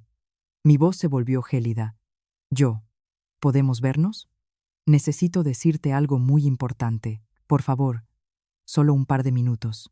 Su voz estaba llena de desesperación y súplica. Iba a negarme. No quería volver a verla, no quería oír nada relacionado con esa familia, pero algo en su voz me detuvo. No era la voz de una vencedora ni era descaro. Era miedo. «De acuerdo, ¿dónde y cuándo?», respondí. Nos encontramos en una pequeña cafetería, no muy concurrida. Isabel no se parecía en nada a la mujer coqueta y segura de sí misma que yo recordaba. Llevaba un vestido sencillo, no tenía maquillaje y sus ojos estaban hinchados y enrojecidos. Al verme, bajó la cabeza, sin atreverse a mirarme directamente. «Perdóname», fue lo primero que dijo con voz temblorosa. «Sé que ya es tarde, pero de verdad te pido perdón. Me equivoqué». No dije nada, solo la miré en silencio, esperando que continuara. Todo lo planeó Carmen. Comenzó. Vino a verme. Me dijo que Diego y tú no erais felices, que tarde o temprano os divorciaríais. Me prometió que si la ayudaba, ella me lo arreglaría todo. Haría que Diego se casara conmigo. Así que la historia del embarazo también era mentira. La interrumpí. Isabel asintió. Las lágrimas comenzaron a rodar por sus mejillas. Sí, mentira. Fue idea suya. Dijo que con esa excusa no te quedaría más remedio que irte por tu propio pie. Incluso me dio una especie de medicamento, me dijo que encontrara la manera de ponérselo a Diego en la comida para que perdiera el control, para que todo se hiciera realidad. Pero no lo hice. Te juro que no me atreví a cometer un pecado así. Sus palabras me dejaron atónita. Sabía que mi suegra era cruel y retorcida, pero no pensé que fuera capaz de una conspiración tan horrible y vil. No solo quería destruir mi reputación, sino también la de su propio hijo, con tal de lograr su objetivo. ¿Y por qué me cuentas esto ahora?, pregunté. Porque tengo miedo, dijo Isabel con voz de pánico. Después de aquella noche, Carmen me llamó, me gritó, me amenazó. Dijo que yo lo había estropeado todo. Dijo que no me dejaría en paz. Tengo mucho miedo. Ella no se detendrá ante nada. Solo quería contarte toda la verdad con la esperanza de que pudieras protegerme. Rompió a llorar, con un aspecto increíblemente desolado. Me quedé sentada, mirando a la chica que tenía delante. En mi alma se arremolinaban sentimientos encontrados. ¿Debía creerla? ¿O era otro teatro, otra conspiración urdida por mi suegra? Pero al ver los ojos llenos de miedo de Isabel, su pánico genuino, sentí que, quizás, esta vez decía la verdad. Una persona puede actuar, pero un miedo tan visceral es imposible de fingir. Suspiré.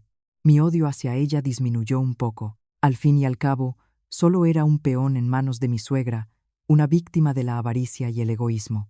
Está bien, no llores, dije con un tono más suave. ¿Tienes alguna prueba de lo que acabas de decir? Mensajes, grabaciones de audio, lo que sea. Isabel asintió apresuradamente. Con manos temblorosas, sacó su teléfono y me mostró la conversación con Carmen. Había promesas, instigaciones y amenazas después del fracaso del plan. Todo era claro e irrefutable. Fotografié todo en silencio con mi teléfono. Gracias, dije. Esto es muy importante.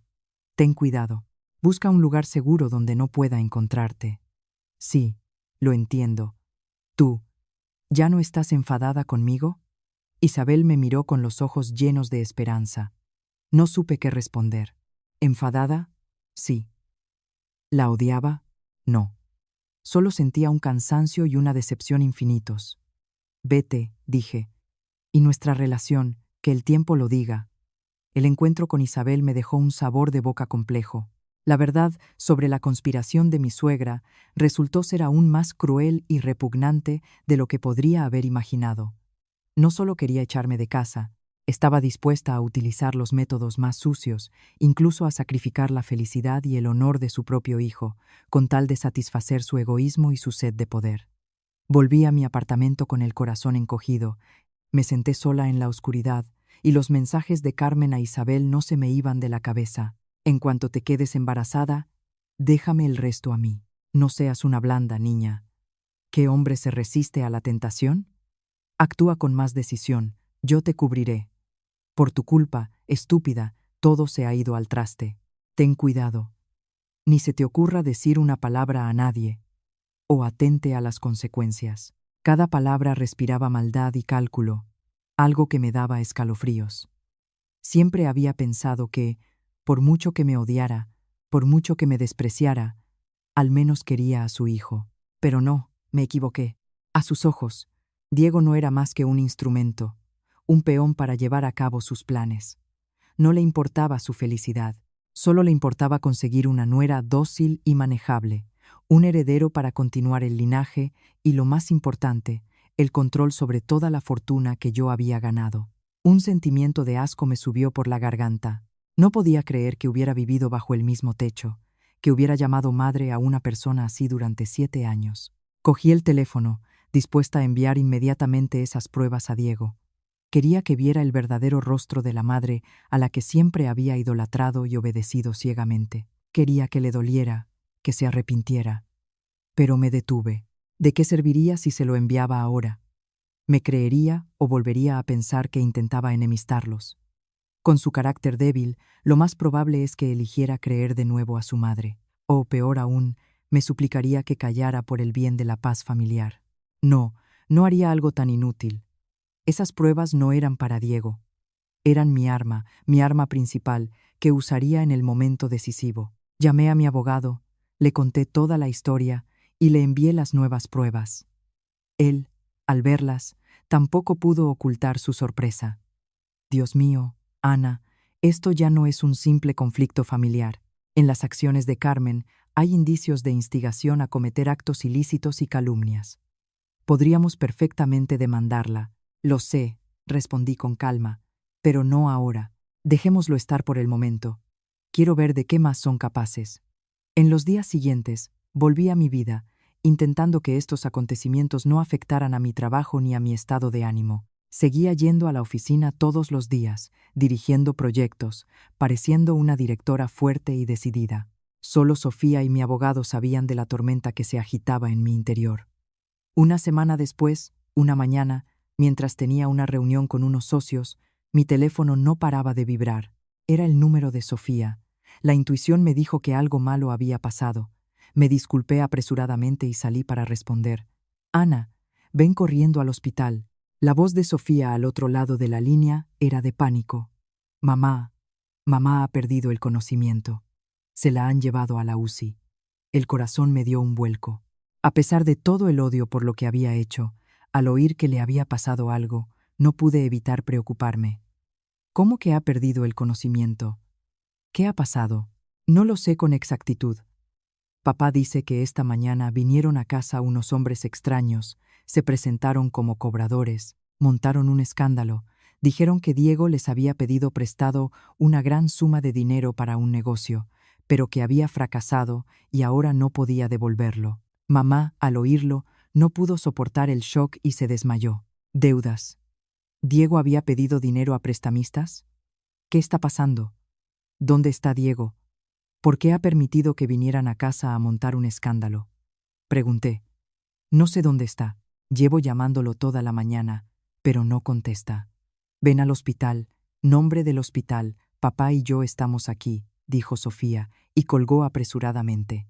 Me quedé de pie, paralizada, en medio del pasillo. Tenía la cabeza hecha un lío, un problema tras otro. Las desgracias no paraban de llegar. ¿Qué otros terribles secretos me ocultaba mi marido? Cancelé apresuradamente la reunión, salí corriendo de la oficina y cogí un taxi hacia el hospital. En la unidad de cuidados intensivos, en una cama, yacía Carmen.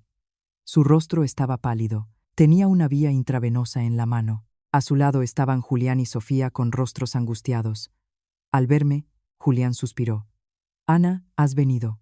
Papá, ¿cómo está mamá? ¿Qué dicen los médicos? Pregunté. Los médicos dicen que sufrió un fuerte shock psicológico que le provocó una subida brusca de tensión. Por suerte, llegaron a tiempo, pero tendrá que quedarse en observación, dijo Julián con cansancio. ¿Y qué pasa con esa deuda, papá? ¿Diego? Yo tampoco sé nada, negó Julián con la cabeza. Nunca dijo nada de sus negocios.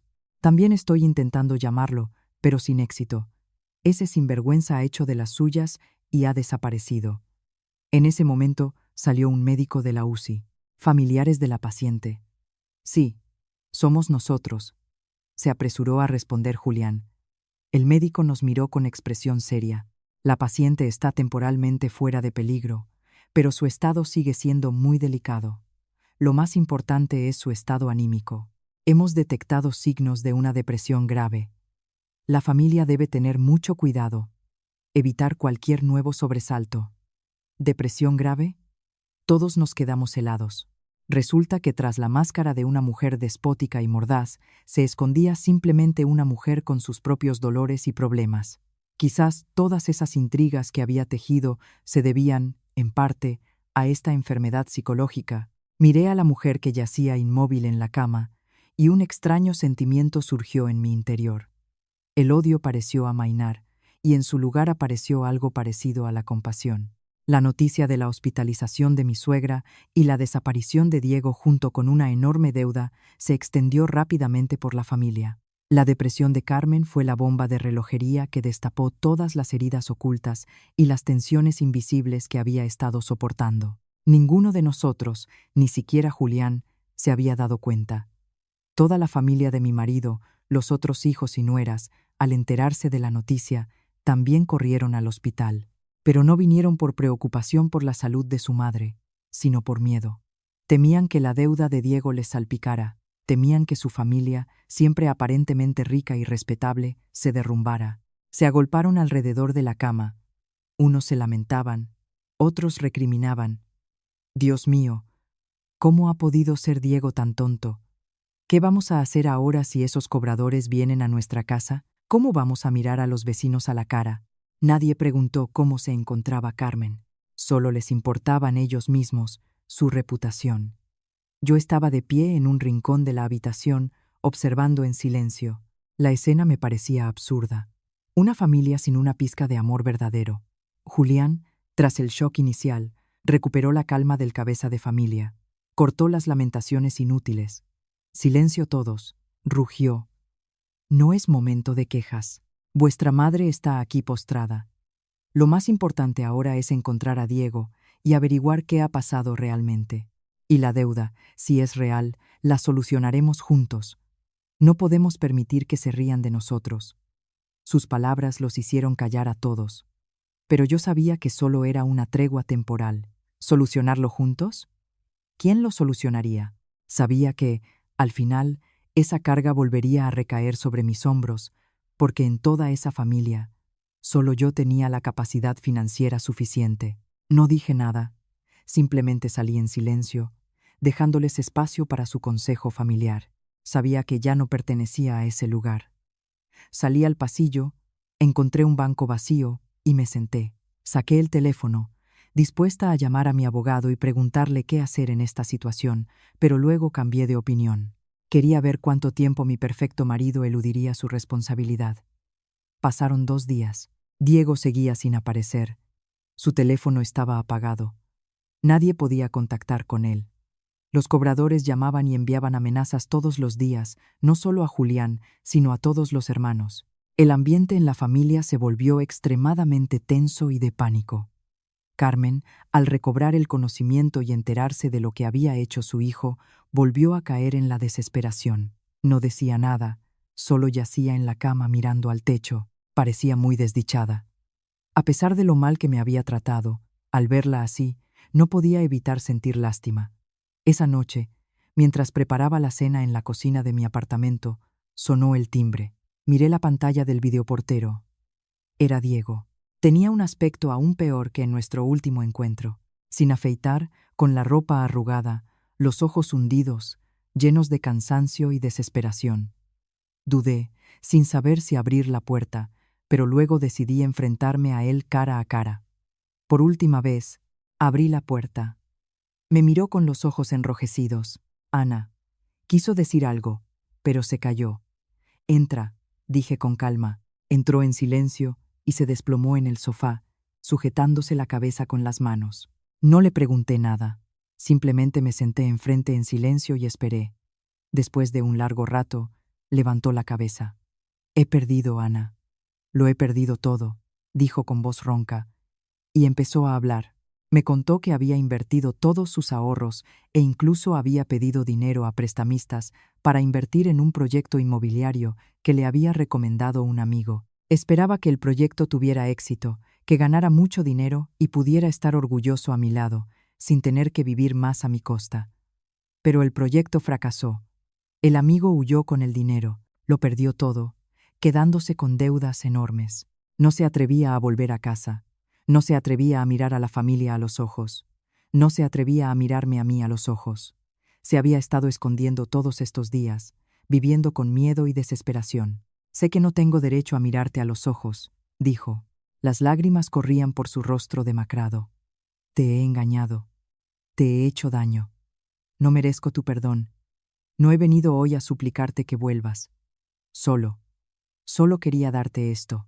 Con manos temblorosas, sacó del bolsillo de la chaqueta unos papeles firmados. Era la solicitud de divorcio. Acepto todas tus condiciones. El chalet, los bienes, todo es tuyo. No quiero nada. Solo te pido una cosa. Cuida de mis padres. Son mayores, no tienen la culpa. Miré la solicitud de divorcio sobre la mesa, luego al hombre que tenía delante. Por un momento, casi me hablando, pero luego recordé todo lo que él y su familia me habían hecho. Esta disculpa tardía, este arrepentimiento, ¿era real o era otro teatro, la última escena para despertar mi lástima? La solicitud de divorcio yacía sobre la mesa de cristal. Las líneas y la firma de Diego parecían clavarse en mi cerebro. Había esperado este día.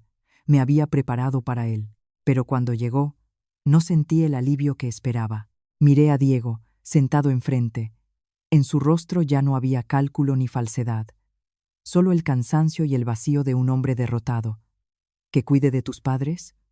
Repetí sus palabras con una sonrisa amarga. ¿Por qué debería hacerlo? ¿Alguna vez me consideraron su hija? ¿O solo me vieron como un instrumento, una mina de oro que explotar? Diego bajó la cabeza, incapaz de replicar. Lo sé, se equivocaron, susurró, pero también son víctimas de su propia avaricia y orgullo. Mamá está muy enferma, y papá ya es mayor. Yo no tengo el valor de volver a casa. Solo puedo confiar en ti. ¿Confiar en mí? Me eché a reír, una risa llena de amargura e ira. Eres gracioso, Diego. Cuando lo teníais todo, ¿cómo me tratabais tú y tu familia? Me humillabais, conspirabais para hacerme daño, para quitármelo todo. Y ahora que lo has perdido todo, que tu familia está al borde del colapso, vienes aquí, hablas de moralidad y pides compasión. ¿Qué te crees que soy? ¿Una santa o una tonta sin amor propio? Cada una de mis palabras era como una puñalada en su corazón. Se quedó inmóvil, con el rostro pálido. No podía articular palabra. No te voy a ayudar a ti, ni voy a ayudar a tu familia, dije con firmeza, con voz gélida. Es el precio que debéis pagar por lo que habéis hecho. Dices que tienes deudas, son tus problemas. Dices que tu madre está enferma, tiene otros hijos para cuidarla. Ya no tengo ninguna obligación con vosotros. Lo entiendo, murmuró Diego. Se levantó, tambaleándose como un borracho. Entonces firma. Libéranos a los dos. Señaló la solicitud de divorcio. Cogí el bolígrafo. Mi mano no tembló, pero en el momento en que iba a firmar, me detuve. Una idea cruzó mi mente. No puedo terminarlo así de simple. Si firmo, seré libre. Y ellos pagarán solo con dinero, con reputación. Pero las heridas del alma, el dolor que me causaron, eso no se compensa con nada. Quería que lo sintieran, que entendieran lo que es ser manipulado, ser acorralado, igual que ellos hicieron conmigo. Dejé el bolígrafo. No voy a firmar, dije. Diego se quedó helado. ¿Por qué? ¿Tú querías el divorcio? Sí, quiero el divorcio, respondí. Pero no ahora, y no así. Lo miré directamente a los ojos, con una mirada que nunca antes me había visto, fría, afilada, autoritaria. A partir de ahora, todo será según mis reglas. ¿Quieres el divorcio? De acuerdo, pero primero harás algo por mí. ¿Qué? Preguntó Diego con incredulidad. Ve a casa y diles a tus padres, dile a toda tu familia, que he accedido a ayudaros a solucionar el problema de la deuda, dije con una sonrisa enigmática. Diego estaba completamente confundido. ¿Tú, lo dices en serio? ¿Estás dispuesta a ayudar? Sí, asentí, pero con una condición. Todos los miembros de tu familia, desde tus padres hasta tus hermanos y cuñadas, deben venir a verme. Deben venir aquí en persona, inclinarse ante mí, pedirme perdón y suplicarme ayuda. Si lo hacen, me lo pensaré. Si no, olvídate de esta solicitud. Nunca la firmaré y seguirás siendo legalmente mi marido para siempre. Cargarás para siempre conmigo el estigma de una pareja en bancarrota y endeudada. A ver si entonces puedes empezar de cero. Mis palabras fueron como un jarro de agua fría para Diego. Me miró, con una expresión de sorpresa y miedo. Comprendió que la ingenua ovejita que había sido se había convertido en una loba. Él ya no era el dueño de la situación. Ahora la decisión estaba enteramente en mis manos. No tenía más opción que obedecer. De acuerdo, hablaré con ellos. Balbuceó y se giró apresuradamente para irse, como si huyera de mi nuevo yo. La puerta se cerró, dejándome sola en la enorme habitación. No sabía si había hecho lo correcto, pero sabía que no podía dejar que se fueran de rositas. Quería que pagaran por su orgullo. Quería que se inclinaran ante la persona a la que una vez habían despreciado y humillado. Mi espectáculo aún no había terminado. Solo había pasado a un nuevo acto. Un acto en el que la directora sería yo. El espectáculo que monté funcionó más rápido de lo que esperaba. Apenas 2 días después, por la tarde, sonó el timbre de mi apartamento. En la pantalla del videoportero, vi una imagen que probablemente no olvidaré en toda mi vida. Toda la familia de mi marido, al completo, estaba en mi puerta. Julián, Carmen, los otros 2 hijos con sus esposas, la hija menor y el propio Diego, estaban allí, habiendo perdido su habitual arrogancia y altanería. En sus rostros se leía la vergüenza, el bochorno e incluso el miedo. Los hice esperar un buen rato, para que sintieran lo que es esperar sin esperanza. Luego, abrí lentamente la puerta. ¿Deseaban algo?, pregunté con indiferencia, aunque en mi interior se desataba una tormenta. El primero en hablar fue Julián. Dio un paso adelante y se inclinó. Ana, hemos venido a pedirte perdón. Luego, uno por uno, desde Carmen, que una vez me vio como a una enemiga, hasta los hermanos y sus esposas, que en su día le daban la razón, todos se inclinaron y pronunciaron palabras de disculpa, palabras que les costaba pronunciar, que sonaban torpes, pero eran disculpas sinceras, porque sabían que ahora yo era su única esperanza. No dije nada, simplemente me quedé de pie, mirándolos en silencio. Quería que recordaran ese momento, el momento en que tuvieron que humillarse ante la persona a la que consideraban inferior. Finalmente, hablé. De acuerdo, pasad. Me di la vuelta y entré. Me siguieron en silencio, como un grupo de delincuentes esperando su sentencia. Los invité a sentarse en el sofá, y yo me senté en el sillón de enfrente, asumiendo la posición de anfitriona, de quien decide. Tú prometiste ayudar a nuestra familia. Fue Diego el primero en romper el silencio. Su voz estaba llena de esperanza. Sí, lo prometí, respondí. Y cumpliré mi palabra. Pagaré tu deuda. Un suspiro de alivio recorrió la habitación, pero levanté la mano, indicando que era demasiado pronto para alegrarse. Sin embargo, mi voz se endureció. Mi ayuda no es gratuita. Tengo mis condiciones. ¿Qué condiciones, hija? Habla, se apresuró a decir Julián. Lo que sea con tal de que nos ayudes a superar esto. Estamos de acuerdo con todo. Excelente. Sonreí fríamente. Mis condiciones son muy simples. Primero, el chalet de las afueras me lo quedo yo. Es de mi propiedad y no se discute. Segundo, todo el resto de nuestro patrimonio conyugal, incluyendo coches, acciones y ahorros, lo usaré para saldar la deuda de Diego. Después de pagarla, si queda algo, no me quedaré ni un céntimo. Lo consideraremos una compensación por mi daño moral. Tercero, y lo más importante, hice una pausa y los miré a todos a los ojos. Una vez que todo esté resuelto, Diego y yo nos divorciaremos, y a partir de ese momento, no habrá ninguna relación entre vuestra familia y yo. No tenéis derecho a molestarme. Haremos como que nunca nos hemos conocido. Mis condiciones fueron como martillazos en sus cabezas. Se quedaron helados. Pensaban que pediría dinero, que dividiría los bienes, pero no. Yo quería una ruptura total. Eso era más doloroso que perder dinero. Era una humillación, una negación total de su existencia. Ana, comenzó Diego, pero lo interrumpí. Esas son mis condiciones. ¿Sí o no? Si estáis de acuerdo, mañana transferiré el dinero. Si no, por favor, marchaos. Y la solicitud de divorcio la firmaré de inmediato. Apañaos vosotros con la deuda. Los puse en una situación sin salida. Por un lado, mi libertad y su ruina. Por otro, una dependencia temporal y la salvación financiera. Se miraron entre ellos. Sus miradas estaban llenas de dudas tortuosas. Finalmente, Julián tomó la decisión. De acuerdo. Aceptamos, dijo con amargura. Al día siguiente, cumplí mi palabra. Utilicé parte de nuestro patrimonio común para saldar por completo la deuda de Diego. Todo quedó zanjado. Su familia evitó la bancarrota, pero perdieron algo mucho más valioso: su orgullo. Según lo acordado, un mes después, Diego y yo nos divorciamos oficialmente. Ese día en el juzgado solo estábamos los dos, ni familia ni amigos. El trámite fue rápido y silencioso.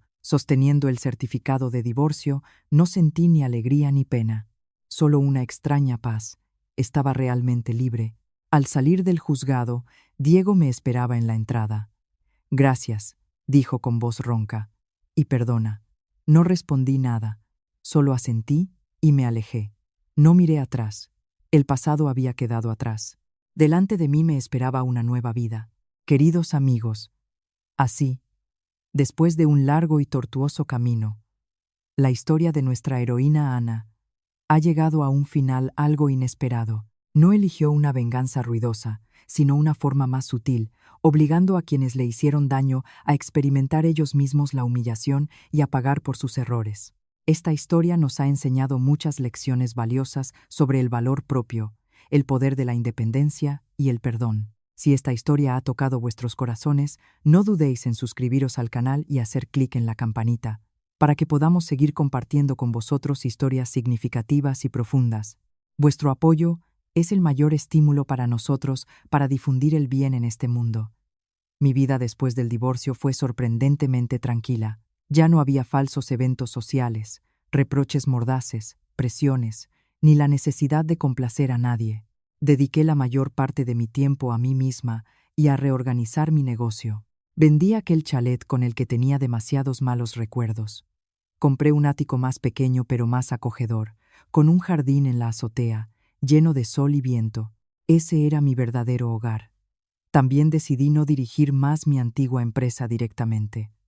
Delegué la gestión en un equipo de profesionales de mi confianza, y yo me quedé como asesora. Quería una vida más ligera, más libre. Empecé a viajar a lugares que siempre había soñado visitar, pero nunca había tenido la oportunidad. Aprendí nuevas habilidades, a tocar el piano, a pintar, a hacer arreglos florales. Volví a encontrar la alegría en las cosas más simples. A veces me llegaban noticias de la familia de Diego a través de conocidos comunes. Después de que saldara su deuda, no se arruinaron. Pero el precio que tuvieron que pagar fue más alto. Perdieron toda su reputación en los círculos empresariales. Nadie quería hacer negocios con una familia con tantos escándalos. Su negocio fue decayendo. Diego, tras el divorcio, intentó empezar de nuevo, pero la sombra del pasado era demasiado grande. No encontraba un buen trabajo y ninguna mujer quería tener nada con él. Vivía una vida solitaria y aislada. Su madre, Carmen, después del fuerte shock, se fue debilitando cada día más. Dejó de ser mordaz y despótica, se volvió silenciosa e introvertida. Quizás, al final de su vida, se dio cuenta de sus errores. Escuchaba estas noticias sin ninguna emoción. Todas las ofensas terminaron el día que salí del juzgado. Si vivían bien o mal, ya no era asunto mío. Una tarde, mientras estaba sentada en el jardín de la azotea leyendo un libro, sonó el teléfono. Era Sofía. «Ana, ¿estás libre? ¿Puedo pasar a verte?» Su voz era tan alegre como siempre. «Claro, ven cuando quieras», sonreí. Al rato llegó Sofía. Traía una cesta de fruta y una sonrisa radiante. Había madurado y estaba aún más guapa. «Cuñada, has rejuvenecido 10 años», bromeó. «Llámame solo Ana. Ya no soy tu cuñada», me reí. Nos sentamos, tomamos té y charlamos de todo y de nada. Sofía me contó que, después de todo lo sucedido, había decidido independizarse. Ya no podía vivir en una familia tan opresiva y calculadora. Había empezado su propia carrera y ya estaba logrando sus primeros éxitos. «He aprendido mucho de ti», dijo con sinceridad en los ojos. «Me enseñaste que una mujer siempre debe quererse y valorarse a sí misma. Y yo te estoy agradecida a ti», respondí. «Si no fuera por tu advertencia aquel día, quizá no tendría lo que tengo hoy». Nos miramos y sonreímos. Entre nosotras ya no había una relación de cuñadas, sino una amistad verdadera, un sentimiento de hermanas. Antes de irse, Sofía me entregó una invitación. «La semana que viene es mi fiesta de compromiso. Me encantaría que vinieras». «Claro que iré». Cogí la invitación. «No faltaré». Viendo a Sofía desaparecer por la puerta, sentí una calidez en el alma. Resulta que, al final, no solo me encontré a mí misma, sino que también gané una buena hermana. La vida a veces es sorprendente. Te quita una cosa, pero te da algo mucho más valioso. Volví a mi libro. Una suave brisa vespertina trajo el aroma del jazmín. Cerré los ojos, disfrutando de esa preciosa tranquilidad. El pasado fue una lección, el presente era un regalo, y el futuro, lo sabía, sería un viaje lleno de esperanza. Un viaje que escribiría yo misma, sin depender de nadie. Había renacido de verdad. Queridos amigos, hemos llegado al final de una larga historia. Una historia que quizás os ha provocado suspiros, indignación y lágrimas de compasión. El camino de Ana, desde una esposa y nuera sumisa y paciente hasta una mujer fuerte, dueña de su propio destino, no es solo un relato de entretenimiento. Para mí, es un profundo reflejo de la vida, de esos rincones oscuros de las relaciones familiares en los que, en nombre del sacrificio, a veces nos dejamos arrinconar. La lección más grande y dolorosa que nos enseña esta historia es, quizás, la lección sobre los límites de la bondad y el silencio. Ana vivió 7 años en un sacrificio silencioso. Creía que si daba lo suficiente, si cedía por la paz familiar, un día su sinceridad sería valorada. Es un pensamiento muy común, especialmente entre las mujeres de nuestra cultura, a las que desde pequeñas se les enseña el sacrificio y que más vale un mal arreglo que un buen pleito. Pero la historia de Ana nos muestra que la paciencia ilimitada es el terreno más fértil para el egoísmo y la avaricia de los demás. Cuando tu entrega se da por sentada, cuando tu silencio se considera debilidad, tu bondad se vuelve inútil, deja de ser una virtud y se convierte en una herramienta para la explotación. Humillación. Nunca permitas que nadie, ni siquiera los más cercanos, convierta tu bondad en una obligación que no requiere una respuesta de respeto. Otra lección profunda es la importancia de escuchar la intuición y notar las señales de alarma. El matrimonio de Ana no se derrumbó en un día. Las grietas aparecieron hace mucho tiempo, desde los reproches infundados de la suegra, el hecho de que el marido se pusiera del lado de su madre en lugar de defender a su esposa, hasta los flujos financieros inexplicables. Pero por amor, fe y el deseo de preservar la familia, Ana prefirió no darse cuenta. Los justificaba. Se engañaba a sí misma pensando que todo mejoraría. La vida siempre nos envía señales, advertencias silenciosas. Puede ser una palabra irrespetuosa, un acto desalmado o una inexplicable sensación de ansiedad. Nunca lo ignores. Aprende a confiar en tu intuición, porque es la voz más profunda que te protege del dolor. La independencia, especialmente la financiera, es la armadura más fiable para una mujer. Ana pudo resistir y contraatacar con tanta fuerza en gran parte porque tenía su propia carrera, su independencia económica. Imaginad si hubiera sido simplemente ama de casa, completamente dependiente de su marido, ¿habría tenido el valor de cambiar las copas, contratar a un abogado y empezar una nueva vida? Lo más probable es que no. Dar en el matrimonio es necesario, pero perder tu independencia es un error fatal. Seas quien seas, por mucho que ames a tu marido y a tus hijos, nunca abandones tu trabajo. No renuncies a la oportunidad de ganar tu propio dinero y decidir tu propio destino, porque cuando llegue la tormenta, ese será el único salvavidas con el que podrás contar. Y quizás la lección más humana que todos podemos extraer es la lección sobre el poder del cambio y la capacidad de renacer. Acorralada, Ana no se quebró ni se dedicó a una venganza ciega. Transformó el dolor en fuerza y la ira en un plan meticulosamente pensado. No solo consiguió justicia para sí misma, sino que obligó a los culpables a enfrentarse a las consecuencias de sus actos. Quien siembra vientos, recoge tempestades. No es regodeo en la venganza, sino el funcionamiento inevitable de la ley del karma. Y lo que es aún más valioso, después de su victoria, Ana no se ancló en el pasado, eligió seguir adelante, encontrarse a sí misma, vivir una vida con más sentido. Esto nos muestra que, sin importar cuán profundas sean las heridas que hayamos sufrido, cuán oscuro haya sido el pasado, siempre tenemos la opción de elegir un futuro brillante. El colapso a veces no es el final, sino la oportunidad de reconstruir todo de nuevo, de forma más fuerte y segura. No temas a los cambios, no temas empezar de cero, porque después de cada lluvia sale el sol, y después de cada caída nos volvemos más fuertes. Finalmente, la historia que hemos compartido fue creada con un propósito educativo, para difundir ideas positivas y lecciones valiosas de la experiencia de la vida familiar. Es un recordatorio de que cada uno de nosotros, especialmente las mujeres, debe amarse y valorarse siempre. La paciencia es necesaria, pero el respeto propio es más importante. Sé una buena esposa, pero también una mujer con carácter. Conoce tus límites y cuándo debes alzar la voz. Tu vida está en tus manos. No le cedas ese derecho a nadie más. Como autor de esta historia, sinceramente, viví cada emoción junto a la heroína mientras escribía cada línea. Esta historia no es solo fruto de la imaginación, sino la quinta esencia de muchas confesiones, de muchos destinos, que he tenido la oportunidad de escuchar y ver en la vida. Personalmente, creo que la sumisión de Ana en la etapa inicial no es una muestra de debilidad, sino de un amor y una esperanza demasiado grandes. Esperaba que su sinceridad pudiera derretir el hielo en los corazones. Es una cualidad digna, pero también una debilidad fatal en un entorno tóxico. El momento en que Ana decide cambiar las copas, para mí, no es un acto de venganza cruel.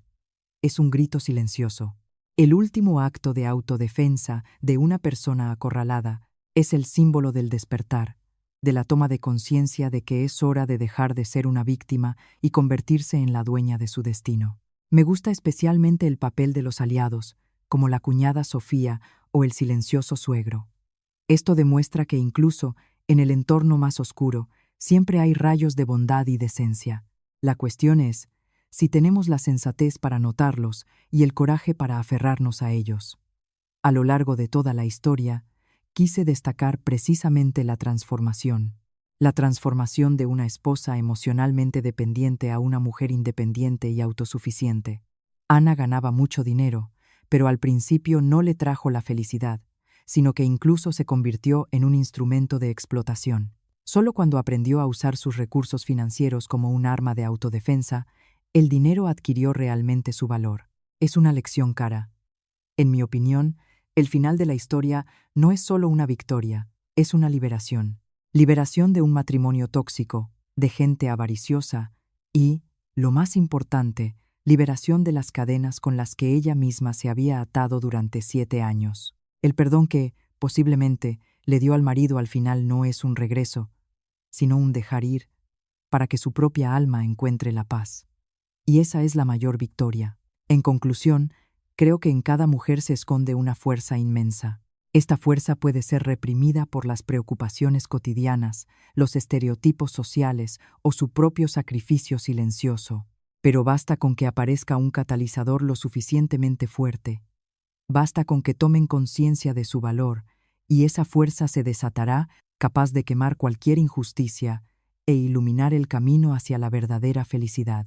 Si la historia de Ana ha tocado algún rincón de tu corazón, si te ha hecho reflexionar sobre tu vida o la de las mujeres que te rodean, por favor, no dudes en expresar tu apoyo. Pulsa el botón me gusta para enviar palabras de aliento a las mujeres que siguen luchando cada día. Comparte esta historia, porque quizás se convierta en una advertencia o una fuente de inspiración para alguien que lo necesita más que nadie. Y lo más importante, nos encantaría escuchar tus pensamientos.